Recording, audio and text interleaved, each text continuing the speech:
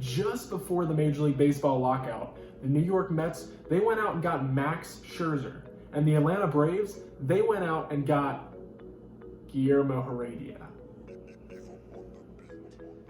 Okay, aren't we all a little bit mad at Major League Baseball? Like, just a little bit. With this whole lockout thing going on. Nevertheless, we're not going to let Major League Baseball, the Players Association, the owners, whoever, ruin our fun here on Bold and Braves. I'm Chris Vanell, and before we hop into it, like this video, follow us on social media at Atlanta Sports Unlimited on both Facebook and Twitter, and if you have not already, go ahead and subscribe to our channel. You're not going to want to miss anything as we go forward with our Atlanta sports coverage. And lastly, before we get into it, I want to tell you quickly about the sponsor of this video, Prize Picks. Prize Picks is the easiest, simplest fantasy sports game on the market. Basically how it works is you pick 2 to 5 players and have the potential to win up to 10 times the amount you put in. And if you use our code ASU, as in Atlanta Sports Unlimited, ASU, Prize Picks will match 100% of your first deposit up to $100. They want you to win, so go ahead and do it. So last week, you have all this money just flying all over the place. It's craziness. You've got Scherzer signing for a just mega deal. You've got Corey Seager signing a mega deal in Texas. Javi Baez signs. Byron Buxton inks an extension for big money. And to a lesser degree, even the Atlanta Braves got in on this free agent frenzy with a bunch of smaller moves. They re-signed Guillermo Heredia being one of them, like I mentioned in the intro. And that's actually not a bad move for the Braves. But there was one big omission. They should have signed this guy and they didn't. And you know where I'm going with this because we've talked about it. You've talked about it, I've talked about it, but the Braves should have re-signed Freddie Freeman. They still need to. Freeman is this mega talent of a first baseman, perhaps the best in Major League Baseball, and Atlanta fans are super familiar with him because he's been around for more than a decade. He's been a multi-time All-Star, he's been a National League MVP, he's now a World Series champion, and last year, he showed no signs of slowing down. He hit 300 with 31 bombs and 83 knocked in, and that's not too shabby when you're on the wrong side of 30. But more importantly, he's the heart and soul of this team. Like I said, he's been around for a decade, so he dates back all the way to the Chipper Jones era. He kind of knows the ins and outs of the organization. And there's a reason that the Braves have now won 4 consecutive National League East Division titles. And more than anyone, Freeman is the reason why. He's been more influential as a player than Acuna, than Albies, than Fried, name anyone.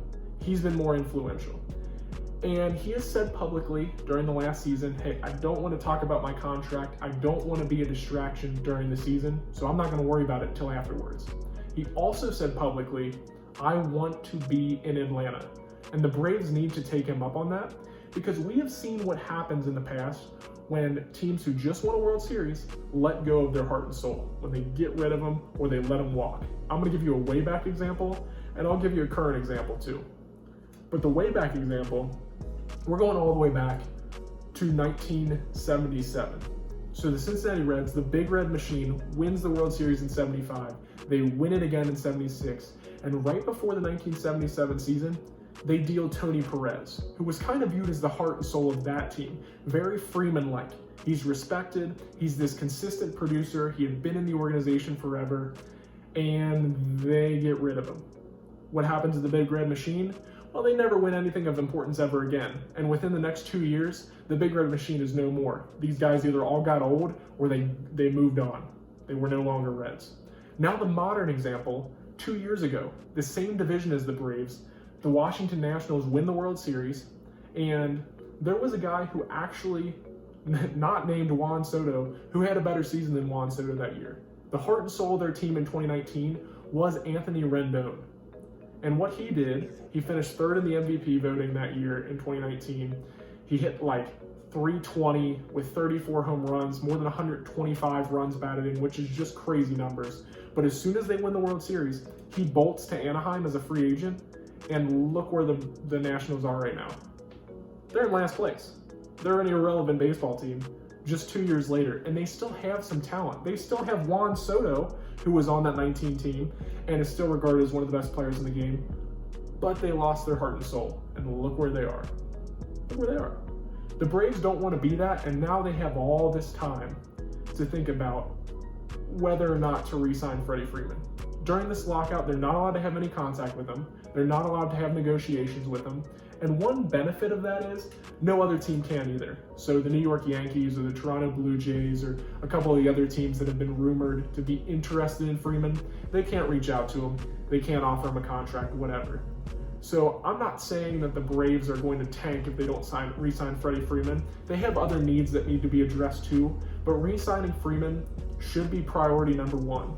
And because they can't talk to him, because they can't have these baseball operations until the lockout ends, well, they got time, and maybe distance makes the heart grow fonder.